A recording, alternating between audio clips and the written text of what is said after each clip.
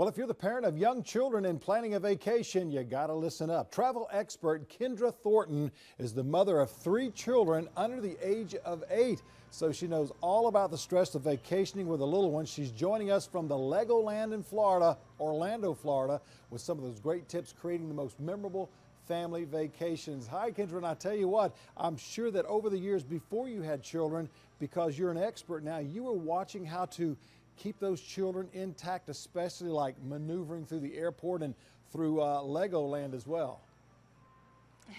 Yes, definitely. Tell us about some of the tips that you've come up with when, parenting and traveling aboard an aircraft. Yes, and I've traveled alone with my 3 kids since they were newborns, and I have to say one of my biggest tips is to allow yourself extra time. At a minimum, 30 minutes more than you would personally need if you were traveling without your children.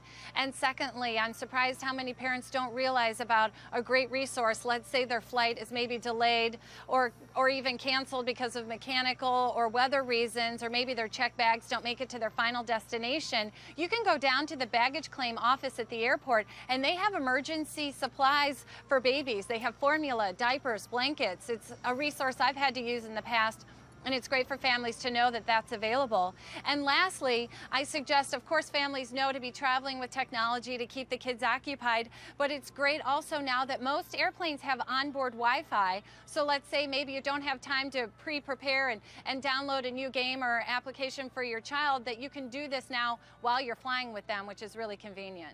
And I guess probably one of the important things too is that if you're flying, make sure that you book yourselves together so that you don't have your children in all sorts of parts of the aircraft when you're flying, right?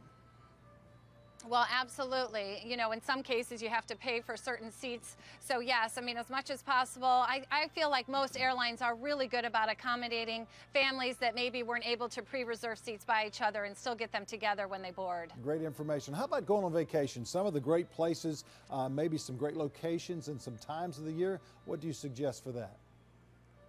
Well, if you have young children such as I do, of course, Orlando is going to be a top destination. I was just here with my family a few weeks ago, and we had an amazing family vacation.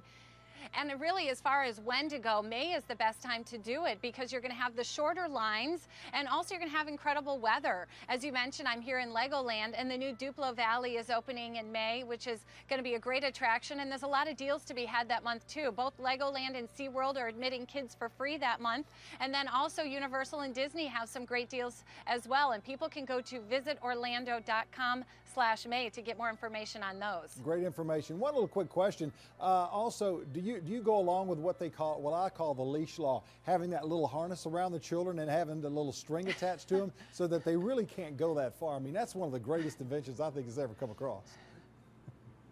I never had to use those with my kids. They're really attached to their mom, so if anything, they were right by me. But for the child that might want to run off, I think they could be very convenient. Great information. Have a great time in Florida.